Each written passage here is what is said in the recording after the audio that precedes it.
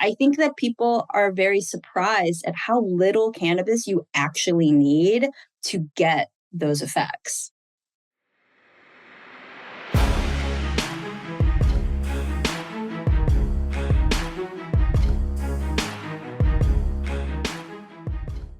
What's up, guys? Welcome back to the episode of The Dime. I'm Brian Fields, and with me, as always, is Kellen Finney. And this week, we've got a very special guest, Christina Wong, cannabis food, drink, travel writer, and creator. Christina, thanks for taking the time. How you doing today? Hey, guys. How are you? I'm great, thanks. Excited to dive in. Kellen, how are you doing? I'm doing really well. Really excited to talk to Christina. Really excited to learn about how cannabis and food are paired and how they should be paired together. And really excited to have another West Coast representative on the podcast finally. Yeah, I don't know if we can talk about that. We got a lot to dive into today, culinary-wise. No, Christina, for the record, please, your location. I am in Los Angeles, California. All right, Kellen, that's for you. Thank you. Hey, it's been a lot of East Coast got people on recently. You know what I mean? I can't cheer for that one. So, Christina, if our listeners aren't familiar with you, can give a little background about yourself. Yeah, I am a cannabis food, drink, and travel writer, creator, podcast host. I started my career in PR, working in food and restaurants. I did a lot of work with the farm to fork movement and teaching people about how to eat healthier food, organic food.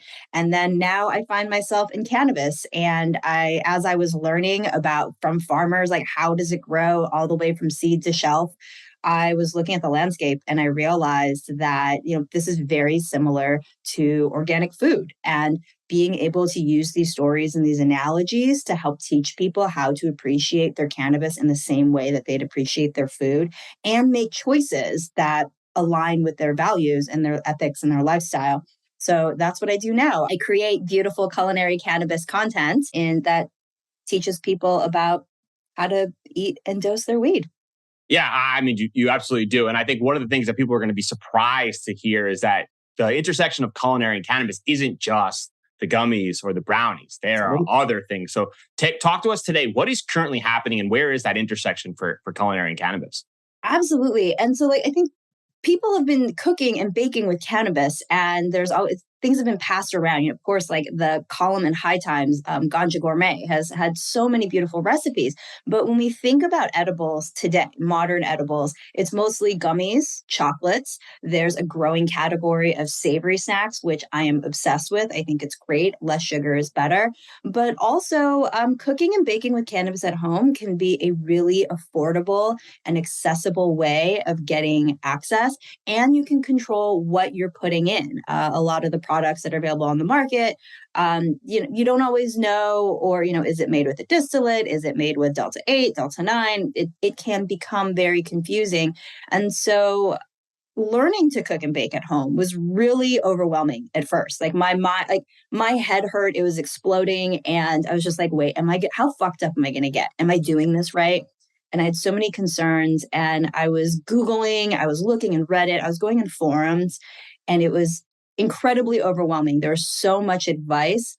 And the question I kept coming back to was, all right, but how much flour do I use to get this much in my edible? And everyone's like, oh, just make it and try it. Take a nibble and try it and you'll find out. And I was like, no, I don't like that. I would like to know with some certainty of how much I'm getting. And so for a lot of people in states where it is not legal, or maybe it's medical accessible, or you are able to grow at home, it can become learning how to cook and bake at home can become very affordable. Like I'll say, you go spend $25 on a bag of gummies. You can go spend $25 on a pretty low mid-grade on sale batch of flour and turn that into more edibles than you would get in that bag of gummies.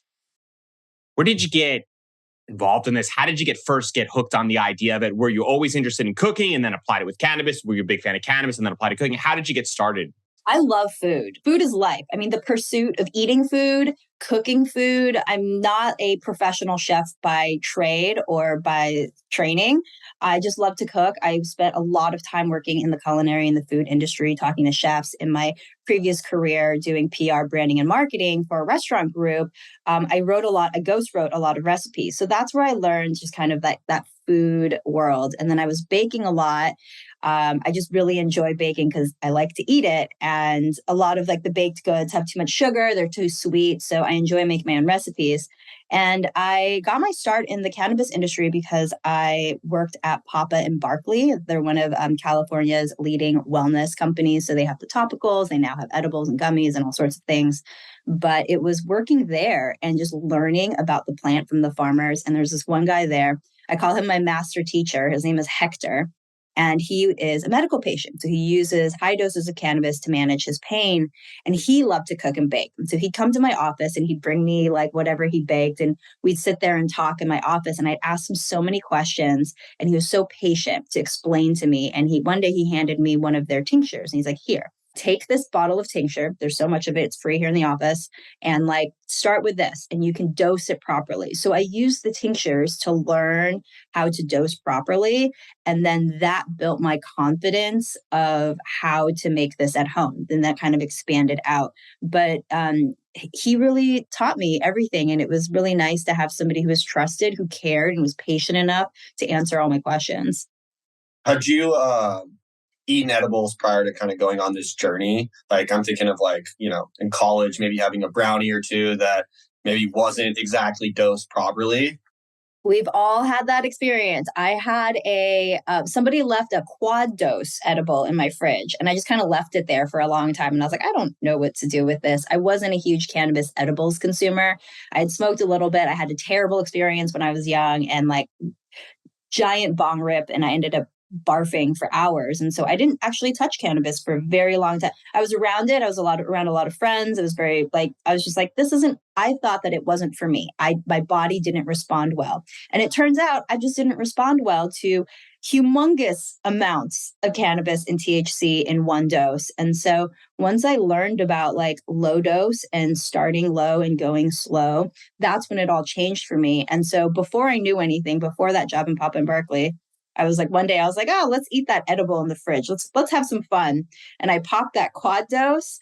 Oh boy, it was not good. Like it was just like this wall of high hit me. It was so horribly uncomfortable. My partner at the time had one and like he saw creatures and he was freaking out. I was trying to get him to calm down. Like he was like, no, it's not safe here. I was worried he was going to get in the car and drive. And so it's interesting. I get into like little tips with people about dosing for edibles. And a lot of people who are high dose will say, anything under 50 milligrams is weak. And I don't feel anything unless it's 500 milligrams or more. And it's like, okay, good for you.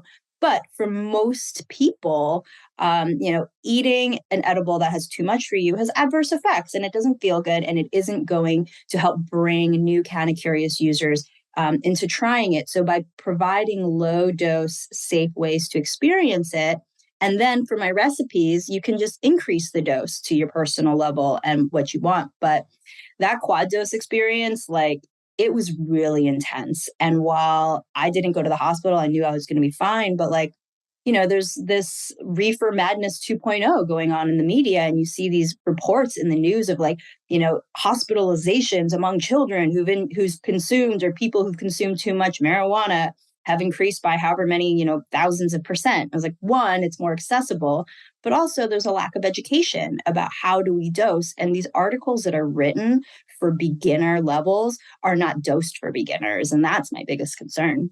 I think that's a massive concern. And I think so many people have that horrific edible story, mainly with the brownie, and always lean on that when they see edibles now, especially the people who are kind of curious. Because I think you're exactly right, that the people who are interested but are just so fearful because of that previous experience, if they have an off-putting experience like the next time, they're pretty much gone forever, right? They'll probably never try cannabis again. And I think that next experience is so critical. So for someone at home, right, they want to set up the dosing, they're interested, they're liking to try. How do they know dosing? How does that work? Because in my experience, I've got a friend who's always like, the more the merrier, which I think you might find not to be accurate. So how would you go about getting started with dosing? I think dosing is really personal. I think let's start there, right? Dosing is very personal to each person. And I need 10 milligrams. I started at 5. I've now gone up to 10, and 10's a good place. I could probably do a little more. But my smoking tolerance is significantly higher. I can dab and do bong hits because I smoke a lot. That's actually my personal preferred method of consuming rather than edibles. But with edibles, I think if you don't know, start low. Start at 5 milligrams and just start increasing until you feel it. And so for some people who are medical users or have a much higher tolerance, their body maybe processes it differently. They might need 20 milligrams, 30, 50, hundreds even. But I always say, if you don't know, start low. And how do we know how to dose? Math. There's, canna math is very real. And there's a lot of variables that can affect the dosing, which is why I think that typically when I read articles that explain how to make canna butter, how to make edibles for beginners, they're riffing on articles and things that have written by somebody else in the past. And in the past, the people who are making edibles tend to be high dose consumers. So they're passing along verbal knowledge. They're passing along an oral history of how they do something. And so the flour that was used, or, you're using shake or trim because you don't want to waste the plant. The shake and trim has much lower potency. But now not everybody has access to shake and trim. The easiest thing we all have access to is flour from the cannabis dispensary. So that cannabis has a percent THC. We can do the math, work backwards, and make certain general assumptions. So I can say, okay, if I'm making one batch of pot brownies, let's assume my pot brownies I make 9 squares of brownie. That's pretty big. That's a nice mouthful of brownie. That's 5 milligrams times 9. You only need 45 milligrams. It's very, very small, less than a nickel sized amount. It's 0.25 grams when you do the math to get 5 in one brownie. But if you want to do 100, then you need to multiply that up.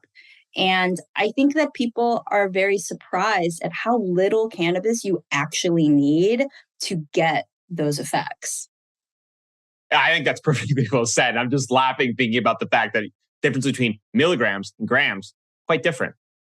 Absolutely. And the thing that I got into a whole tiff about was this article written in it was a major news and culture publication in which I know their audience is middle America, doesn't really have access to legal cannabis yet. And the article said, okay, for a beginner batch of brownies, you should start with about an ounce, which would be 28 grams. And I was like, no, that is not a beginner dose. Let me do the math for you. If we do the math, then each brownie, I'm going to cut my pan of brownies into 16 squares just to be, right, just to give you the benefit of the doubt. Each brownie about this big would have been between the range that they gave, because there's so much variable in there, would have been anywhere between 300 to 400 milligram per bite of brownie. I'm like, that is going to make anyone sick. Most people, majority of people who might grab this article unknowingly make it. And the journalist I was talking to was like, well, I admittedly know more about the science than the dosing. And I'm like, then why are you writing this? Just quote me. Let me help you do the math. And so that's kind of my gripe right now, where I'm like, people are writing recipes that are saying, okay, use a 1-to-1 ratio. I'm like, 1-to-1 ratio of what? There's so much variation in that. And I think people say well, you don't use the whole batch. You dose out a little bit and you taste how you feel. And then you add this and subtract that. I'm like, that's confusing. Can we just when we look at a recipe, I look at this from the perspective of a home cook, of a home baker. If you're looking at a recipe and you're following the instructions, it should provide the amount of flour, the amount of information, and all the instructions to get you to that safe dose. So I like to start my recipes at 5 milligrams per serving. If you want more, if you want 10, you just double the amount of flour. You want 20, you quadruple the amount of flour. And then I'm also doing a partnership with Skunk Magazine with a culinary cannabis magazine that I'm starting, and we're going to do high dose recipes. So I'm going to start writing the high dose version of my recipes, possibly using keef or concentrates, because that won't affect your flavor as much. Because if I'm doing I think I was calculating out a batch of cookies today, and it would have used like 5 grams of flour. And I'm like, that's going to affect the taste. So a concentrate, like I have a strawberry jelly concentrate in my fridge, that would be a much better way to get the better cannabis flavor paired with the cookie.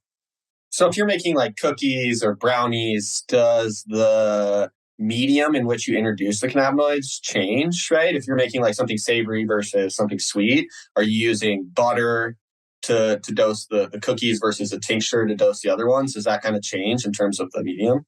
I start with the food first. So whatever he calls for, what is the best?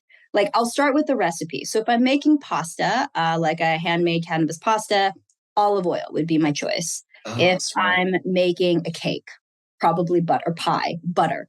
I know that, typically MCT oil or coconut oil is the best fat binder to get the most THC possible. But coconut oil isn't necessarily the best thing to cook and bake with because it has such a strong, overpowering coconut flavor. So I'll use coconut. Like I made a pineapple coconut cake.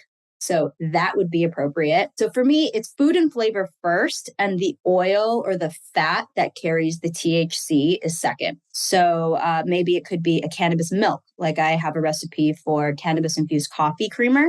So I just basically infuse cannabis milk and then pour that into your coffee, and you've got cannabis and coffee in the mornings. You can use that to make ice creams, smoothies, boba milk teas. Man, I'm getting hungry. Yeah. Do any strains or terpenes influence the concoction of the meal? Do you try to lean in certain areas because they influence the taste at all? How do you think about that?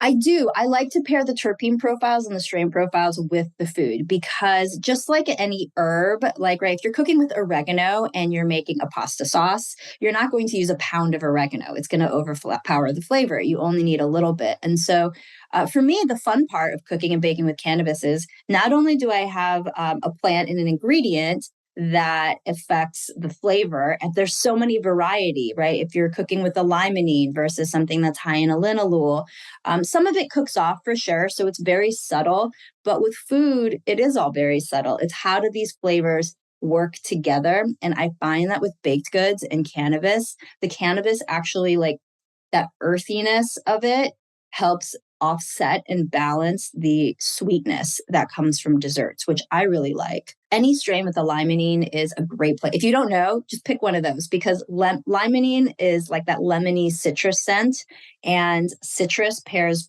fairly well with most dishes. So it's a safe bet. But also its effects, right? Like not only do I have an ingredient that has interesting flavors and notes and nuances, now it can affect how somebody feels. So I can pair a dessert or a dish or something with how I want someone to feel or for an event, which is even more fun. Have you ever cooked with just the flour, right? Like I'm thinking of making like a vegetable medley, right, in the oven, and then just kind of grinding up some flour and sprinkling it on top, right? Because you can decarboxylate the flour in the oven at like 150 C for like 10 minutes, right? So you can kind of like garnish it at the end and then like finish it. Have you ever done anything like that? It's just a random thought. Yeah, you can totally do something like that. Like if I was, okay, so like hard to dose though, right? That. Not real. I mean, not really. It depends on what you're making, and you have to consider, right, how evenly is it spread. So if I was doing something like that, grind your cannabis flour and measure out how much you need. So let's say you're making one dish for yourself, or maybe you and another person. So whatever your dose is times, however, calculate that amount, and then you could just decarb it, grind it. I would make a gremolata and make this with like an asparagus. What is a gremolata? So that's kind of like a toast. Okay, so let me tell you what I would make. Yeah, thank you. So, and especially since it's spring, I would get some really nice fresh. I should write this down. Hold on. We're recording this. So get yourself some asparagus and then like just kind of like pan sear it, toss it a little bit with like a little bit of olive oil. And then I would probably shave like salted cured egg yolk. And then I would make like a breadcrumb herb, like a gremolata kind of like a crunchy, crispy topping that goes on top of it. And I would put the ground flour in that. And depending on your dose, again, if you're very high dose, that's going to be a lot and it might not taste good because you'll get the weedy taste. But at very low doses, like it's like a tiny amount. So it won't affect it. It'll balance much easier. And then I would just sprinkle that with the breadcrumbs and the herbs, like on top of that asparagus, and then put like a nice soft poached egg on top. Magic. That sounds delicious, but like my problem is going to be I'm going to eat the whole thing. And for sure. I don't know how, like thinking about the dosing standpoint, like I don't know how I would tell myself, all right, this is going to be 4 servings. And then I'm going to get started and I'm like, well, this is. How do you balance that? That's why I like to make things low dose because I don't need to have this one dish give me like the full punch of my full potency. A lot of times I'll eat edibles or I'll dose throughout the day and it gives me a nice base high with my edible. And then I can smoke to feel if I want to feel more high or less. So it's like comparing it to a shot. I feel like there's this thing in cannabis edibles culture where it's like, well, that's weak. I just want to eat this one brownie and get like high to my head and fucked up. And to me, it's edibles don't need to be about getting fucked up. It can be, I just want to feel better. I don't want to have that wall of high hit me where like I can't function for a couple of days. I mean, like I love a really good solventless high. Like it just makes you feel really wonderful. And you can choose that. You know, you could, let's say you're like, okay, like it's going to be delicious. Make it less. So then you can always eat more cookies. You can always eat more asparagus. No, I think that's perfectly well said. And I think for me, like that changes the mindset of what I was thinking about, right? I was thinking about going into, especially the pasta dish, because in my household, pasta is a constant with my Italian wife. But I was thinking about the fact that like it'd be so hard to try to dose that out, especially if it tastes as delicious as it seems, but using it as just kind of like a precursor for later on and kind of mellowing yourself out is a good way for, I think, for home cooks to kind of get started and get experimenting so they don't overdo it, especially early on. So I guess the first step is how do chefs that want to experiment with home cooking get comfortable with taking flour and then converting it into a usable form? What do you suggest? I would say, one, you should subscribe to my newsletter on Substack because I have a DIY edible section that explains step by step, I say in bite-sized chunks. So a lot of times I'll read these articles. If you Google like how to make edibles at home, there's a lot of articles. There's a lot of stuff out there. They're all optimized for SEO and you don't really know exactly what. It's like sifting through all the information. I was like, and we're always looking for what is the best, what is the most efficient way. And what I learned through the whole process was everyone's answers and the way that they do it is correct. It is accurate. It's just a matter of what works for you, given the tools that you have available. And like start, like if you follow my newsletter, I'll give you a base. I like to recommend if you don't have anything, you're just starting out, all you need is an oven and a mason jar. The easiest thing to start off with. You don't need anything fancy. Like the stovetop method is great. It's actually like I sent some butter samples to a lab and that was the most efficient, but I don't really have time to sit and babysit butter or oil on the stove for hours. So to me, a mason jar, you put in your flour, you seal it, decarb it in the oven. It's low smell. And then you open the same jar, you put in your oil, you put it back in the oven at a different temp, and you can leave it and walk away and come back when it's done. And then you already have it all in one jar. Less dishes, less mess. It's all in one thing. But that will teach you, like if you follow my step-by-step, it'll answer all those questions. It'll teach you how to do canna math. And then all of my recipes provide the exact amount of cannabis flour. I'm assuming 20% because if I'm making a big, broad generalization of what most people have access to these days, here in California, our flour can be in the 30 to 40% THC. So if somebody knows that they have a high percent THC, they can adjust the math. But for most people, I think 20% is a good, safe assumption. If you don't know, 20, maybe 25. I like to make like overgeneralizations because worst case scenario, your edible might be a little bit weak, right? It's a week 5 or it's a week 10. Okay, cool. Then you can smoke or you can have a little bit more. But I never want to give somebody the math that would accidentally be too much. And just to confirm and clarify, that would be the potency of the THC, correct? Yes. So if you go to the dispensary and you purchase flour, on the label of your jar of flour, on the bag of flour, it will say there's this much percent THC. And it's usually anywhere between 50% to like 35. And even that is controversial, but I will leave that for another episode and another conversation. Like there's so many variables, the method that you infuse, the temperature that you infuse at, how long, the type of oil you're using, how you're baking it. That will all affect the potency of THC and the end result of the edible. But if you're making it at home, at least you can start with the math to get you in the ballpark of about how much to start. So you can feel confident knowing that like this brownie is around 5 milligrams instead of being like, I don't know, taste some here, try it and see what happens. And then we end up with seeing creatures on the wall. And I think that's what happens to a lot of people. And I think for some of the higher dose edibles consumers who are like, oh, it's not a big deal. Like you're just going to go to sleep. And I was like, but it is a big deal because people don't want to feel that way. It's uncomfortable. It can be a scary experience if you don't know. And, it could set you off for the rest of the day. You can't pick up your kids. You can't do your work or whatever plans you had. Like sometimes I had to cancel the whole next day because I couldn't function. Yeah. And I mean, it is a slippery slope, right? So if you're estimating like 20%, and I take 1 gram of that flour, that's 200 milligrams, right? So that would be eating every gummy in 2 packages at once after I bought it from like a normal dispensary, which is just, it's a lot, right? And you don't even think about that when you're looking at 1 gram of flour in terms of like comparing it to from a reference perspective. And I understand, why, like the way that we are taught to make edibles right now, it's been done that way because typically it's high dose consumers who need to cook because they can't buy or get access to that. And so for somebody who needs 100 milligrams, 200 milligrams, and like right now at dispensaries, the high dose products, right? The syrup, the 100 milligram, like I just got crackers the other day to 100 milligrams a box. Those are selling really well because high dose consumers want that because they want to eat that and they can't get enough, but it's very expensive.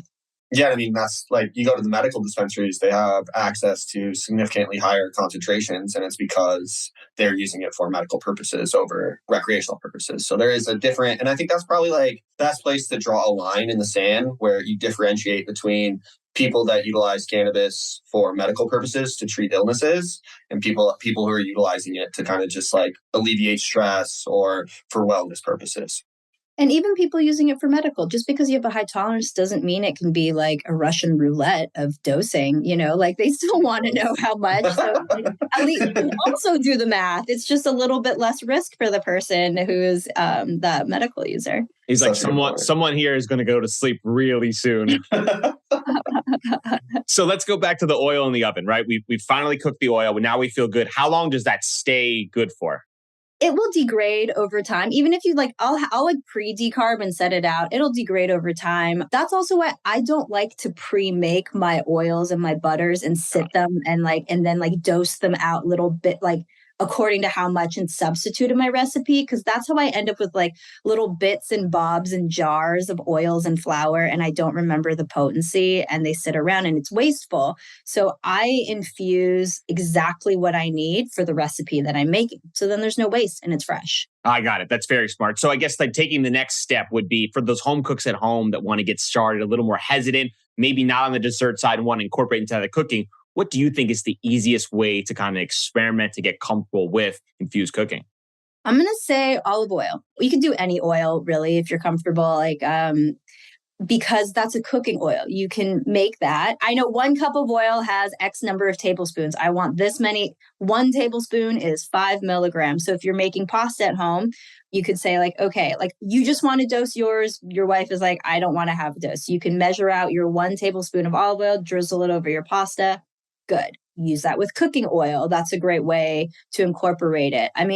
I like baked goods, but there's a lot of sugar. I mean, like, I just like eating them. And I started making really beautiful cannabis infused desserts because I looked around at the space and I saw, most of the edibles and desserts I see that people bake are like really ugly looking brownies. And I was like, I love brownies. We can do more. We can be better about like, there's more beautiful things we can make.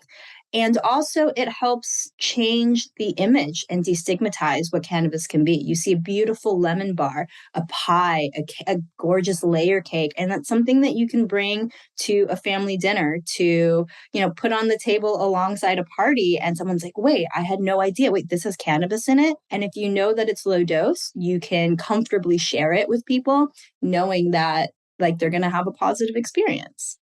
Any sort of masking of the flavor or any sort of hesitations with that?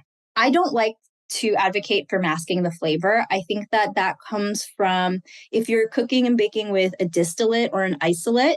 I get asked this a lot, how do you mask the flavor?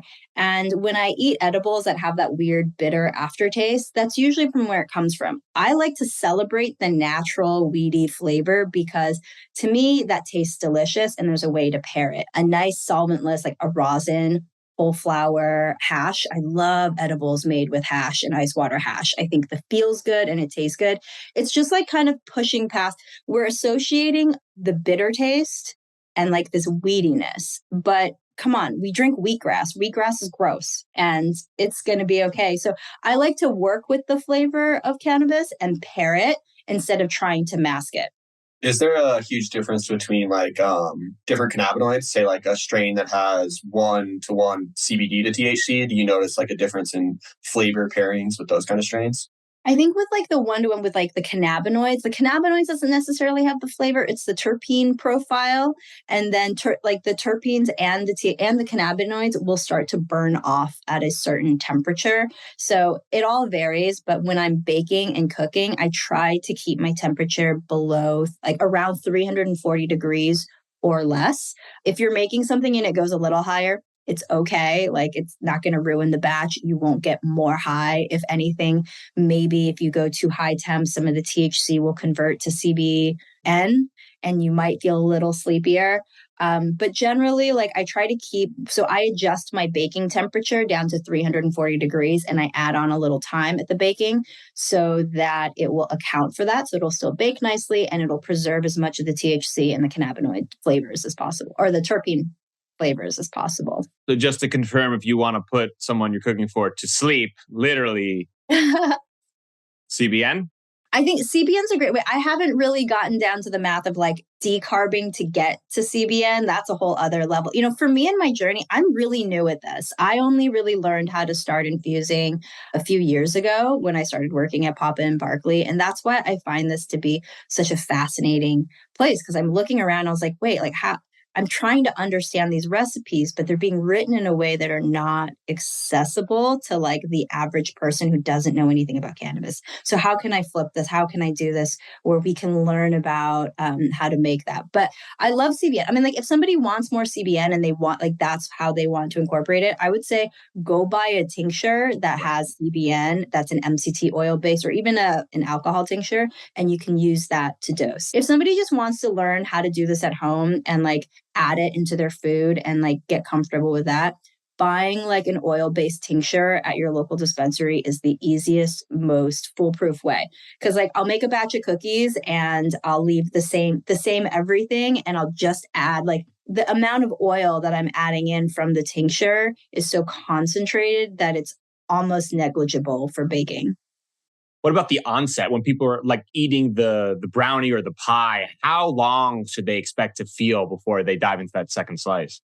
Like a standard edible, I would wait 90 minutes to a couple hours to see how you feel. With the new nanotechnology that's available in edibles, I love them in drinks because, okay, let me go back and explain. So typically with an edible, when you eat and when you ingest the edible, the THC goes into your stomach and your liver converts that Delta 9 THC into Delta 11. So it will feel significantly more potent than you would smoking. Traditionally, someone's making a brownie and they're like, I smoke this many bowls, I smoke this much joint, and this is how I feel.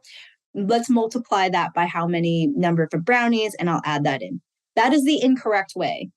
to measure how much to put in, because what you smoke, the way you feel and how smoking hits you and gets absorbed in your bloodstream hits very differently than when your liver is processing it. So a lot of this new technology that's available in cannabis infused drinks and edible that you'll see fast acting on the label, they'll say nanotechnology, and that's like emulsification. So imagine you're making a salad dressing or mayonnaise, right? You have to combine lemon juice and an oil. A liquid and an oil are two things that don't want to mix together. So nanotechnology mixes those and emulsifies that and breaks it all down so it's smaller, and it absorbs when you eat it faster. So you'll feel the effects within like 15 to 20 minutes. But at home, we don't have that technology to do that yet. And so if you're making your edibles at home, it'll take, I'd say, wait at least 90 minutes to 2 hours. What about making drinks at home? Same. So if I'm making drinks at home, it depends on the drink and what I'm doing. If it's milk, can you give us an example? Yeah, like what kind of drink I'd make? Yeah. I came up with this really cool drink called the Humboldt Fog Latte for Thrillist. And it's a cannabis leaf tea and matcha, and and then it's made with like a steamed milk. It's a twist on a London Fog latte. So a London Fog is like an Earl Grey with like a steamed milk and some brown sugar vanilla. So a Humboldt Fog is cannabis leaf tea with matcha and a steamed infused milk. And so what I loved about it was I saw this beautiful video from Moonmade Farms in Humboldt where you could see the clouds just billowing in through the pine, like the redwood forest and the pine trees and the mountains. And so when I pour the milk into this Humboldt Fog latte, you see it swirling like the clouds in the mountain. And it just tastes really beautiful. And I made an infused milk to put in with that. So any beverages, I'll do milks. I wrote a cannabis tea recipe, because that's something people ask me for too. They don't want the sugar. So honeys have sugar, or like maybe they don't want milk or oils or butter. And a lot of the cannabis tea recipe was just add a couple droppers of like an oil or butter into your tea. And I'm like, no one wants to drink oil butter tea. And so a alcohol-based cannabis tincture would be a great way to do that. So I made that, and I've been drinking that at home. So I basically take a very high proof vodka and shake up the decarbed ground cannabis, and that will extract it in the same way. And then you can add that and measure that in a similar way that you would do with oil. The coffee is so dangerous. I drink so much coffee that would be just, I'd have to make it ultra low dose. That's also right. Like I have cannabis coffee in the morning all the time. Either I'm enjoying like a bong hit or a joint in the morning with coffee, or if I'm making an infused creamer or a little bit, I'm like, my first cup of coffee is infused, and not a lot, just a little bit for that interaction of the caffeine and the coffee to come together to like work its science magic in the brain. And like, that's it. Actually, my next podcast episode dropping next month is going to be all about cannabis and coffee and how the science of that works to make you feel like why there's a reason why it's called the hippie speedball. It makes you feel real good. Yeah, I'd have to write that down. Only add this creamer to cup 1, not cup 12 as well. Start your day the right way with cannabis infused coffee. I mean, that is hard the right way. Folgers, right? Watch out. It feels so Cease and desist. And there's a lot of like cannabis infused coffee brands coming out now. And like, I love it. I love that this is becoming a product that people can enjoy, because it expands our minds of what cannabis edibles can be. It's not just chocolates and gummies. It can be coffee. It can be tea. There's like these really beautiful, like savory, like puff balls. It's like, I'm a cheese ball fiend. Like I love junk food, and like cheese balls are my favorite. And with Sumo Snacks and Chef Roy Choi just came out with a spaghetti and meatball flavored like cheese ball puff, and amazing. Over. So for those health conscious individuals that are interested in infusing, I know it's switching the gears hard on that one. Just what the sheet said. If they're not interested in using the oil or the butter, what ideas come to mind? If they're not looking for the dessert, they're looking for a healthy meal. Would it be in a dressing type? What would you recommend? Yeah, I would say like your cooking oil. That's what olive oil is great. Healthy fat, use your healthy fats, avocado oil. Alcohol tinctures are great. That, like I mentioned, there is alcohol in them, but you can also cook, like when I make the tea, I just boil like that little bit of the alcohol in with the water and it boils off most of the alcohol. So it's very light. Also, there's a lot of really great powders that are available now. Those are generally made from isolates and distillates, but they're flavorless and you can purchase them and just add them and like dose them exactly how you want in your food and your drink. And I think that that's a really great method. Like, to me, cannabis, just like food, there's a huge range of possibilities. There is fast food, there's Michelin-starred fine dining, and there's everything in between. And we can make different choices based on our budgets, based on what's available to us and what is the most convenient that fits into our lives of how to get that dose. What is the number one takeaway people can do to improve their home infused cooking today? Do math. Learn the math. I know it feels hard. Math is hard. We've been taught that math is hard. And if my parents knew right now that I'm sitting here shouting about how math is important, they'd laugh, because as a child, I sat and cried over my Kumon homework as my dad like hit my hands. And now I'm like, everybody do. But besides that,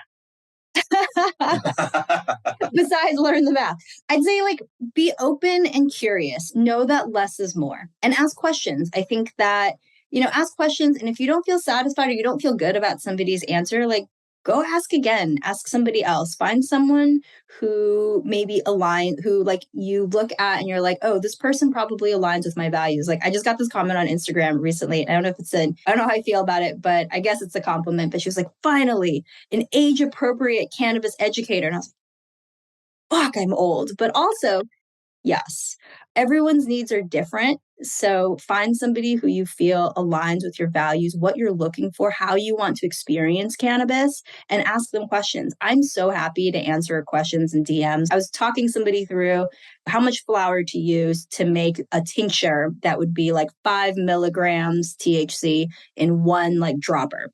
And so we like did the math together. And this person was finally like, yes, I've been searching and Googling and asking for 2 months. And like in this short conversation, like I feel more confident about what I'm doing or how much to use than I have in like those several months. And I'm like, yes. So ask questions. Don't be afraid. Less is more. You can always eat more cookies. What is the best meal you've used infused and the worst meal you've made infused? Best. I don't know. Every meal is the best because it's always different and it's what I'm eating right now. I know. But like, I'll say one of my favorite things that I've made cannabis infused is a cannabis infused pesto pasta. So when I'm growing and I have extra leaves, so like we trim off the fan leaves. And so most people are like, oh, those are, that's trash. No, you can eat those. They're really good for you and they're really healthy. So I'll take the leaves and I'll make a pesto out of it with a little bit of basil. So I make a pesto and then I'll take the leaves and I press them and I make a handmade pasta. So fresh eggs for my chickens, I'll infuse olive oil, and then I make handmade pasta and press those leaves into it and then cut it into like pappardelle strips. And then that gets tossed with the cannabis leaf pesto, a little bit of ricotta, some lemon zest, peas, mint, and it's a beautiful, beautiful springtime dish. It's beautiful. It's impressive. It's using all the parts of the plant, so you're not wasting. And it's something that like you would see at a nice restaurant. The worst thing I've had, I would say, I don't know the worst I've made. I make a lot of really like bad dishes, but I think like the worst experience when it comes to edibles is when I go to an event or a dinner or a party and there's infused food. There's infused everything. There's infused beverages, there's a dab bar, there's a flower bar, infused food. And if things aren't labeled, and I don't know how potent they are, and there's no other alternative of food or drinks that are not infused, that's a bad experience.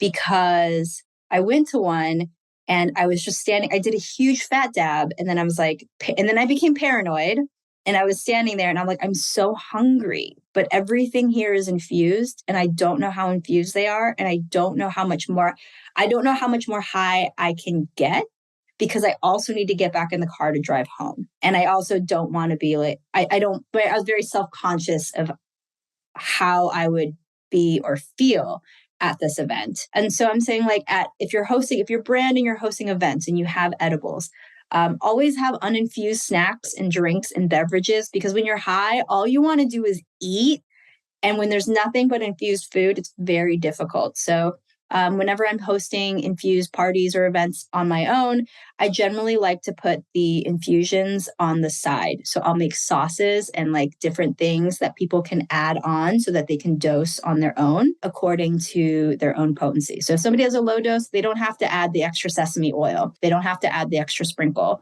But generally, I like to have a lot of like smoking things and then like nice, cold, hydrating, crunchy things for people to enjoy. It's pretty funny. It's like back in Prohibition when they were like, hey, we're throwing this party with all this alcohol. We should probably also serve water, right? Yes, please have water, plenty of water at your cannabis events.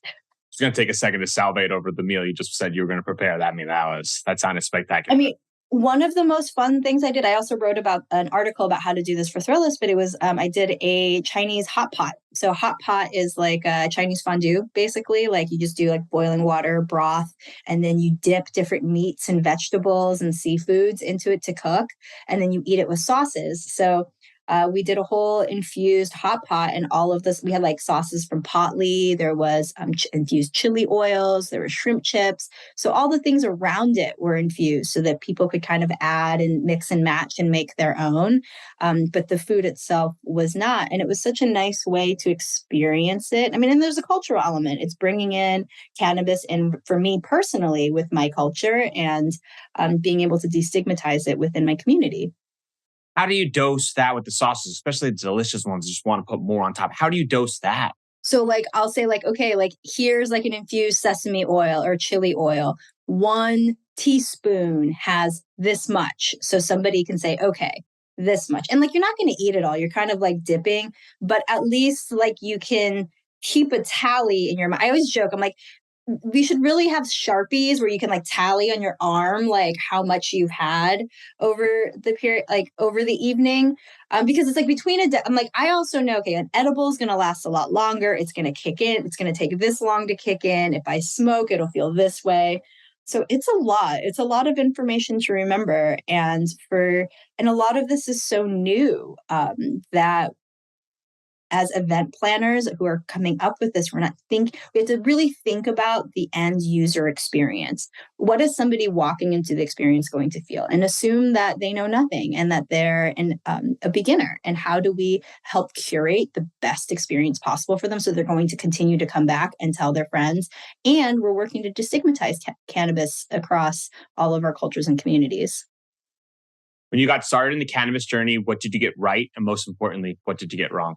What did I get right? Oh, man. I don't know. I think really tapping into community and finding people and finding a culture and community of people who align with what I believe in is really incredible. I would say there's the most incredible women I have met in cannabis are incredibly supportive, and I would not be able to do what I do without them. I found an amazing community of AAPIs in cannabis, which for the first time in my life has made me feel like I belong. Like I've never felt like I really belonged with other like Asians growing up, and finding everybody here, it's like, I'm like, oh, wow. Like we're all kind of like the rebellious kids, and aligning with people like that. Like we're not lazy, we're not dumb, we're not unsuccessful, and being able to kind of work through that with like our own like family traumas or intergenerational trauma, and like finding healing in a community has been incredible.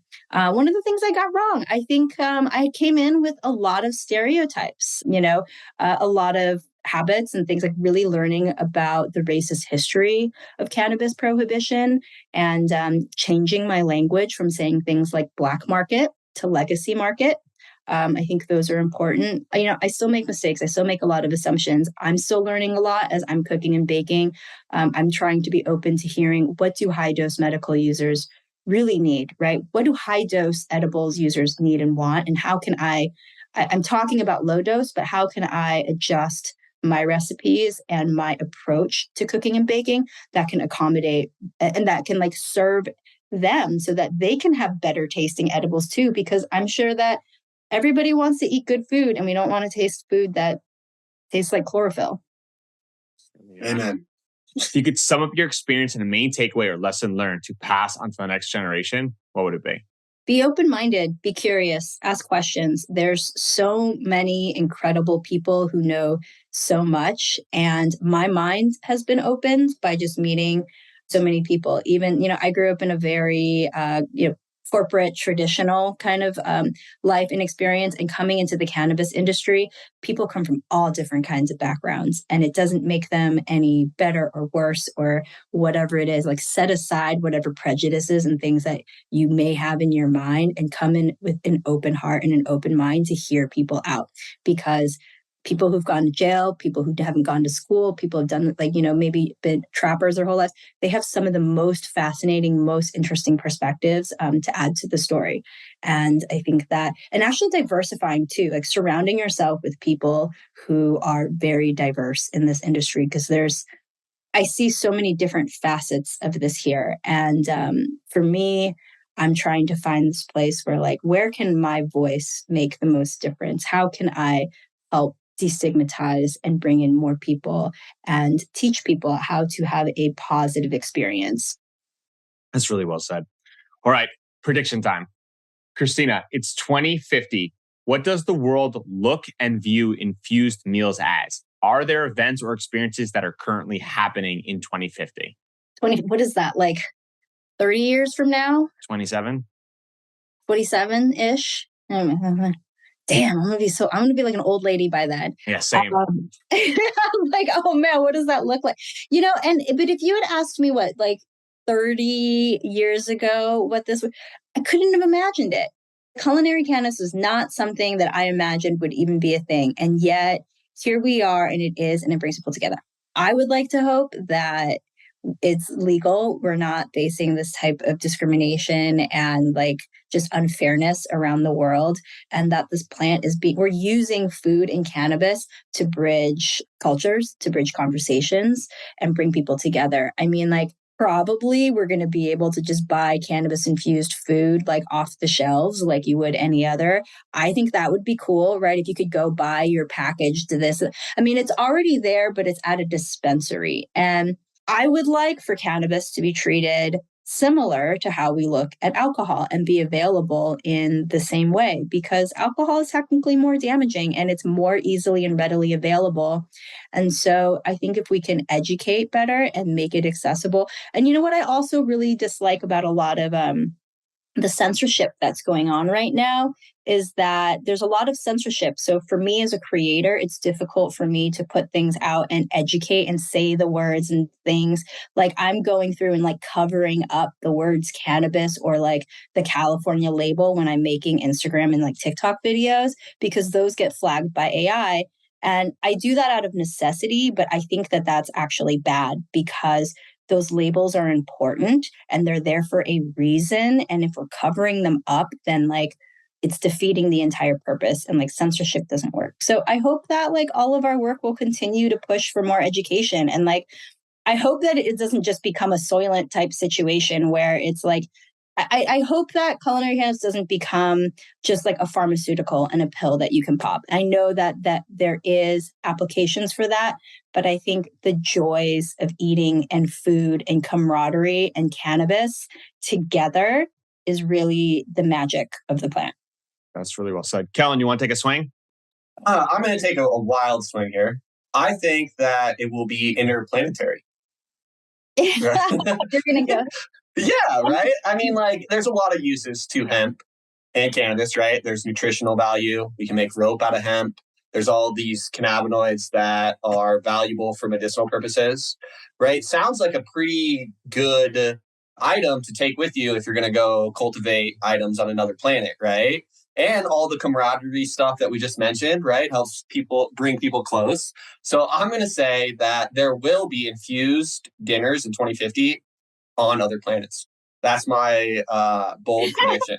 What if we're not on planets and we're living in a post-apocalyptic zombie world? Then I'm going to need the infused overdosed food.